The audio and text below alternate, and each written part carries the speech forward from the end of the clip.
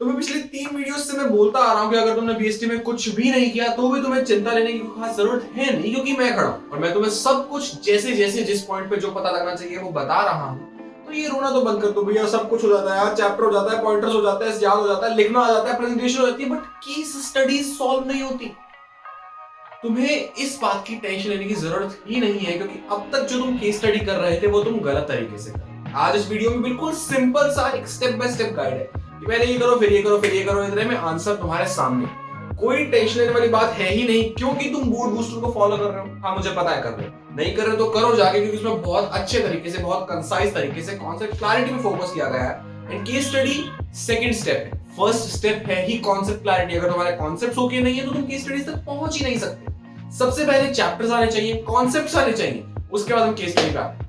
एक एग्जांपल लेता हूं मैं केस स्टडी का, मैं तुम्हें बताता हूं कि किस तरह से क्या स्टेप बाय स्टेप अप्रोच होती है। तुम्हारे सामने एक इमेज आ रही है, ठीक है, ये हमारा सैंपल केस है। एंड इस केस को अगर पढ़ना हो तो हम कैसे पढ़ेंगे, फर्स्ट स्टेप क्या होगा, लास्ट स्टेप क्या होगा, लेट्स बिगिन। सबसे पहले पूरे क्वेश्चन पे रख दो हाथ, क्वेश्चन को टच भी नहीं करना, देखना भी नहीं, नॉट इवन अ ग्लांस, बस नजर मारो उसने पूछा क्या है। या तो वो केस के लास्ट सेंटेंस में होगा या नीचे पार्ट्स में दिया होगा, जैसे यहां दिया हुआ है, state the importance of business environment highlighted coating the lines from the above case. ठीक है भैया।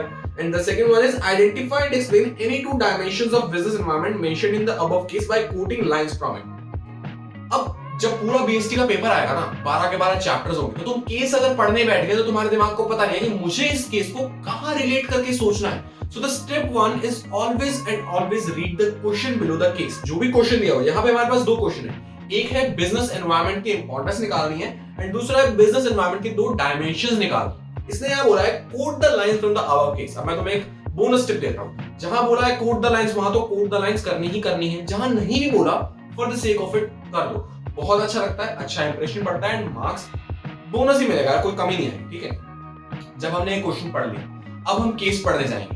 Second step is read the case with a but।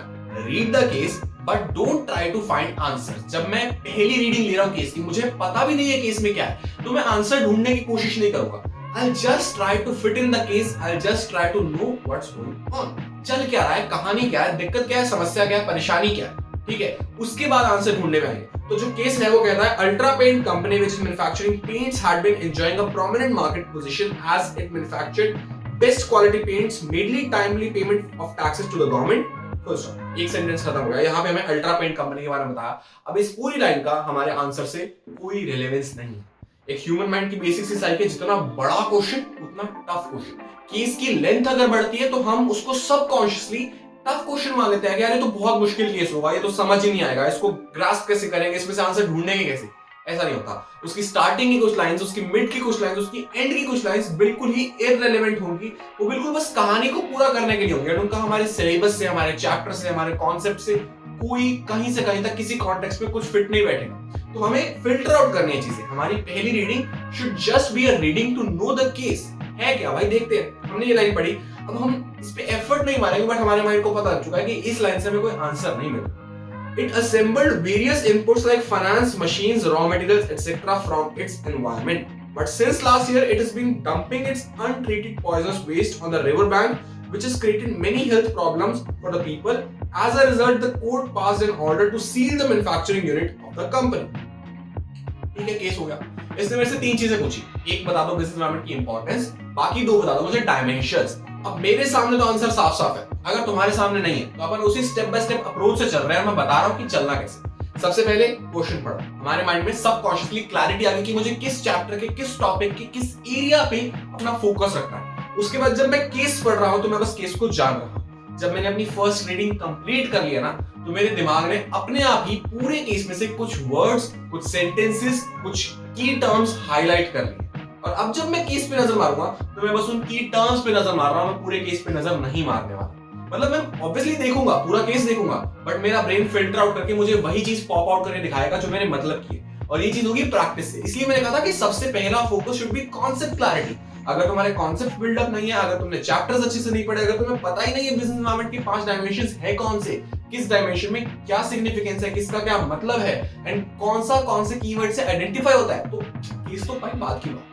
सबसे पहले focus on that. Board booster series चल रही है, अगर उसको कमिटमेंट देके फॉलो कर लिया तो बहुत मजेदार तरीके से कहानियों के थ्रू हमने उसमें बहुत सारी बातचीत करी। जाके देखो, समझो, जब केस स्टडी की प्रैक्टिस करो तो हमारी स्टेप बाय स्टेप गाइड क्या थी? सबसे पहले हम क्वेश्चन पढ़ेंगे, देन हम केस पे आएंगे एंड केस पढ़ेंगे just to fit into the situation. उसके बाद जब हमने केस एक बार पढ़ लिया तो हमारी इतनी अच्छी प्रैक्टिस और इतनी अच्छी कॉन्सेप्ट क्लैरिटी होने की वजह से दिमाग अपने आप कुछ वर्ड्स, कुछ टर्म्स, कुछ सेंटेंसेस को फिल्टर आउट कर देगा। अब हमें दोबारा केस पे नजर मारनी है एंड उन फिल्टर्ड आउट, उन पॉप्ड आउट वर्ड्स पे नजर मारनी है। अब जब मैं देखता हूं ना केस को दोबारा, तो मुझे दिखती है line inputs like finance, machines, raw materials, etc. from its environment। अगर हमने importance of business environment को अच्छे से पढ़ा होगा तो हमें पता है कि ये जो लाइन है ये साफ साफ हाईलाइट करती है business environment helps in tapping useful resources. Society में हर तरफ से एक बिजनेस यूजफुल रिसोर्सेज को टैप करता है एंड उन्हें यूटिलाइज करके आउटपुट देता है। तो ये जो लाइन है ये बिल्कुल एग्जैक्टली एनसीईआरटी से उठाई हुई है। तुमने एनसीईआरटी अच्छे से पढ़ी, तुम्हें कीवर्ड्स की नॉलेज है तो तुम इसको ऐसे आइडेंटिफाई कर लोगे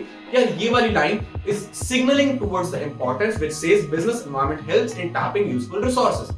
ये मुझे पता लग गया, ठीक है। अब आगे जब मैं देखता हूं तो मेरे सामने कुछ और वर्ड्स पॉप आउट हो रहे हैं जो है untreated poisonous waste, created many health problems and court passed an order, sealed the manufacturing unit। ये चार चीजें हाईलाइट हुई हैं। अब ये चार चीजें साफ साफ कुछ दिखा रही हैं। सबसे पहले अनट्रीटेड पॉइजनस वेस्ट, उसके बाद लोगों की हेल्थ बेनिफिट्स पे, हेल्थ पे नुकसान हो रहा है। ये सोशल एनवायरनमेंट को हाईलाइट करती है, ठीक है। सोशल एनवायरनमेंट अगर तुमने ढंग से पढ़ा है तो तुम्हें पता है लोगों की प्रेफरेंसेस क्या है, लोगों की लाइफ एक्सपेक्टेंसी, लोगों के birth rates, death rates and जो भी चीज थोड़ी सी अगर हम कहें इनटैंजिबल टर्म्स में आती है, जो मेजरेबल टर्म्स में डालनी मुश्किल है एंड कहीं ना कहीं सोसाइटी को इंपैक्ट हो रहा है, वो सोशल एनवायरनमेंट है। तो यहां से साफ साफ हाईलाइट होता है कि ये वाली line starting from this point till this point ये सोशल एनवायरनमेंट को हाईलाइट करती है। एंड उसके बाद कोर्ट आ गया भैया, बैन करने की बात आ गई, सील करने की बात आ गई, तो वो लीगल एनवायरनमेंट आ जाएगा। हमें पॉलिटिकल एनवायरनमेंट नहीं है क्योंकि गवर्नमेंट को कोई जिक्र नहीं हुआ, पॉलिटिकल पार्टीज का कोई जिक्र नहीं हुआ, ओपिनियंस का जिक्र नहीं हुआ, बैन, सील जैसे वर्ड्स यूज हुए, तो यहाँ पे लीगल एनवायरनमेंट। ये पूरी केस स्टडी बहुत आसान थी, मैं मानता हूँ केस स्टडी आसान थी, बट इस केस स्टडी के थ्रू जो प्रोसेस हमने जाना वो था सबसे पहले हम क्वेश्चन पढ़ेंगे, हम केस पे नजर भी नहीं मारेंगे। हमें पता होना चाहिए कि पूरी बड़ी बिजनेस स्टडीज की बुक में से किस छोटे एरिया पे हमें फोकस करना है व्हाइल रीडिंग द केस। जब हम केस पे आएंगे तो हम पहली रीडिंग में कोशिश बिल्कुल नहीं करेंगे कि हम आंसर ढूंढ लें, कोई जल्दी नहीं। पहली रीडिंग में हमारा फोकस होगा बस हम केस देख ले, केस समझ ले, केस पढ़ ले, कहानी क्या चल रही है, वो चाहता क्या है, उसकी कंपनी में हो क्या रहा है, ठीक है। हमने जब वो पढ़ा तो बस हमें समझ आ गया और इसी दौरान हमारा माइंड फिल्टर आउट कर देगा वो फालतू की लाइंस जो बस कहानी पूरी कर रही है बट उनका क्वेश्चन से कोई लिंक नहीं। इस क्वेश्चन में सिर्फ पहली लाइन थी, तो एक क्वेश्चन में दो भी हो सकती है, तीन भी हो सकती है, बीच बीच में भी हो सकती है, तो अपने आप फिल्टर आउट हो जाएगी। देन हमने जब पूरा केस पढ़ लिया, अब हमारे पास केस भी है, अब हमारे पास क्वेश्चन भी है, हमारे माइंड में दोनों चीजें रजिस्टर्ड हैं। उसके बाद now we are gonna focus on to the highlighted words. वो हाइलाइटेड किए हुए आएंगे नहीं, तुम्हारी प्रैक्टिस की वजह से, क्योंकि तुमने बोर्ड पोस्टर अच्छे से देखी है और तुम देख रहे हो और प्रैक्टिस कर रहे हो, उसकी वजह से तुम्हारा दिमाग अपने आप को वर्ड हाईलाइट करवा देगा और उन हाइलाइटेड वर्ड्स की बदौलत ही तुम जाके वो केस का आंसर आइडेंटिफाई कर पाओगे। Very easy, very simple. इसके बाद जो लास्ट टिप है, which is not even a tip, which is pretty obvious, कि प्रैक्टिस करो। दिन कम है, मैं मानता हूं दिन कम है, लेकिन जितनी हो सके केस स्टडीज की प्रैक्टिस करो, क्योंकि केस स्टडीज को मास्टर करने का एक ही तरीका है, दैट इज प्रैक्टिस। ये जो ब्रेन है ना हमारा, ये अपने आप बार बार प्रैक्टिस करके उस चीज के लिए वायर हो जाता है कि मुझे कहां से कौन से हाइलाइटेड कीवर्ड्स उठाने हैं, उन हाइलाइटेड कीवर्ड से मुझे पूरे सब्जेक्ट के किस चैप्टर के, किस टॉपिक के, किस एरिया की तरफ इशारा करना है और दिखाना है कि ये वाला वर्ड बुक के इस पेज से यहां से उठ के आया है। तो आइडेंटिफाई दिस, ठीक है। जितनी प्रैक्टिस करोगे उतनी तुम्हें आदत हो जाएगी कि मुझे कहां से क्या आइडेंटिफाई करना है, and that is it. Video करो लाइक, चैनल करो सब्सक्राइब। ऐसी बहुत सी और अच्छी वीडियोस के लिए जो भी दिक्कत लगे, जो भी समस्या लगे, नीचे कमेंट्स में डाल दो, क्योंकि मैं शुरू से कहता आ रहा हूं और अभी भी कहूंगा कि बीएसटी का हमने थोड़ा लाइटली लिया। अब लिया है तो लिया है, कोई बात नहीं, होने को कौन डाल सकता है, बट अब चिंता कोई बात नहीं है क्योंकि चीजें सॉर्ट होने वाली हैं। तो कूल रहो, चिल रहो, चैनल सब्सक्राइब करो, वीडियो शेयर करो, and thank you so much.